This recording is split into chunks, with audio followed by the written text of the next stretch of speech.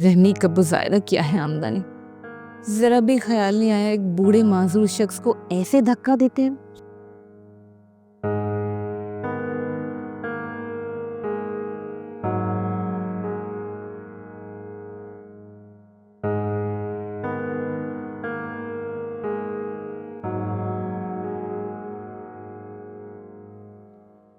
बहुत ही hectic day था आज। तुम बताओ, डैड से बात हुई तुम्हारी या अभी तक नहीं बुलाया?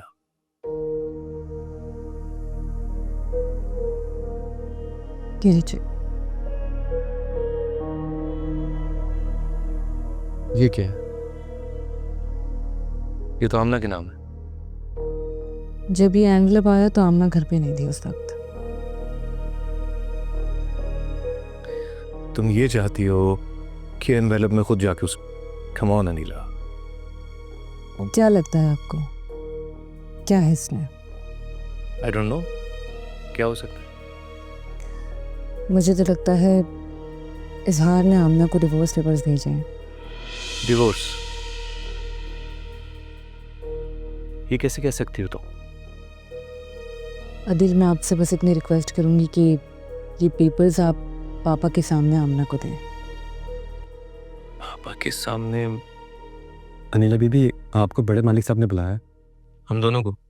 नहीं जी, बड़े साहब ने सिर्फ अनिला बीबी का ही कहा था। आमना बीबी उनके साथ है? हाँ जी, वो भी वहीं पर ही है। और उनकी अम्मा? वो तो जी पार्लर गई हैं, कह रही थी कि लेट हो जाएंगी, बड़े साहब को बता देना।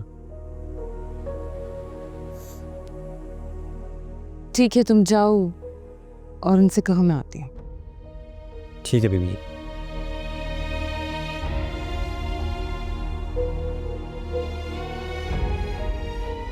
अब आप मेरे साथ चलेंगे।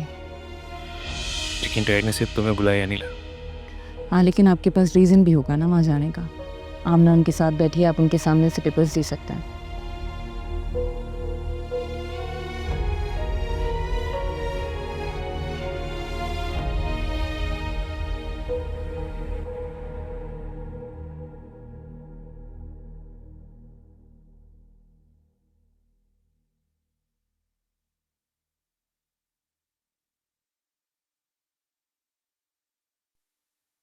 अस्सलाम वालेकुम। वालेकुम सलाम। मैंने तुम्हें अकेले बुलाया था।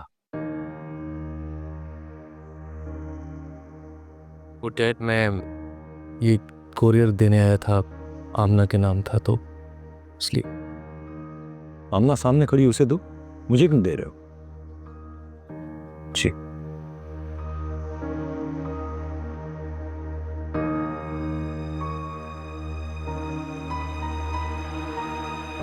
जा सकते।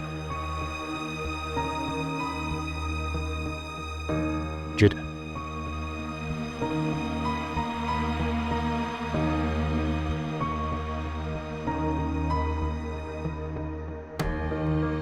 पापा, आप कुछ पूछना चाहते हैं?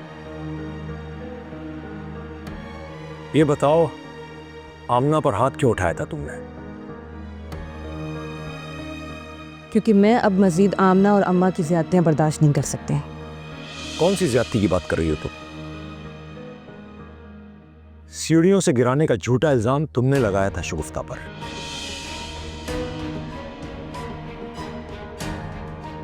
अगर चाय में जहर मिलाने का इल्जाम शौकत पर था तो क्यों बचाया उसे जेल जाने से तुमने?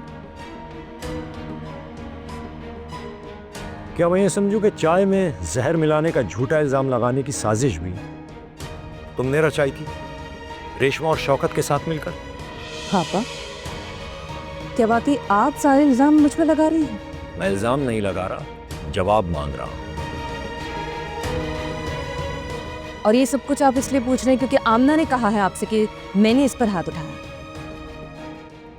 इसी वजह से सारे के सारे इल्जाम पलट कर मुझ पर आ गए हैं। तुम्हें अपनी सफाई में कुछ कहना है या नहीं? पापा, मैं वही अनिला जिसे आप कहते थे कि क्यों नहीं निकालने दे रही मुझे शगुफ्ता और आमना को इस घर से। जानता हूं, लेकिन उस वक्त मेरे घर में कैमरे नहीं थे। जो सवाल पूछ रहा हूं उसका जवाब दो।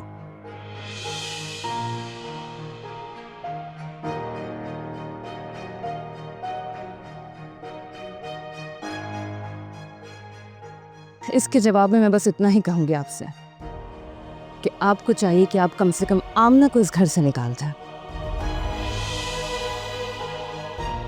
तुम्हें क्यों ना निकाल दूं इस घर से मैं? पापा, आप तो मुझे बहुत कॉन्फिडेंट लग रहे हैं। मेरे पास कोई जवाब नहीं है इन इल्जामात का। मैं बस इतना जानती कि मेरे पास इस बात का सबूत है कि आमना इस घर में रहने के काबिल नहीं है, वरना ये अपने शौहर का घर छोड़कर इधर नहीं आती। That's enough. तुम आमना पर कोई पर्सनल अटैक नहीं कर सकती हो। पापा, आप तो मेरी बात सुनने को तैयार ही नहीं। ऐसा लग रहा है जैसे आपने तो अपना माइंड मेकअप कर लिया है। आप तो कुछ सुनना ही नहीं चाहते। ठीक है, फिर आप मुझे इस घर से निकालना चाहते हैं या मेरे लिए कोई भी सजा आपने सोची हुई है, आप मुझे वो सजा दे सकते हैं। मैं हर सजा के लिए तैयार हूं, लेकिन मुझे अपने लिए जो कुछ भी कहना होगा मैं अपनी सजा सुनने की बात ही कहूँ।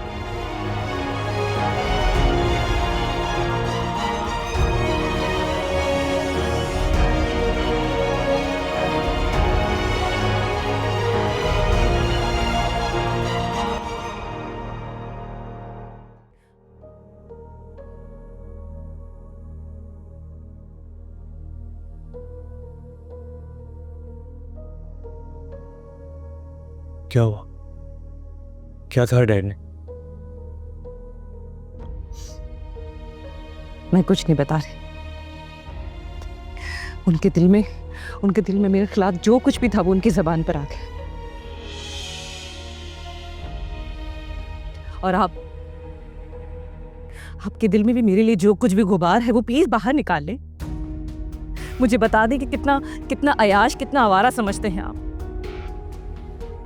आपके दिलो दिमाग में मेरे और इकरार के लिए क्या कुछ पकड़ा है?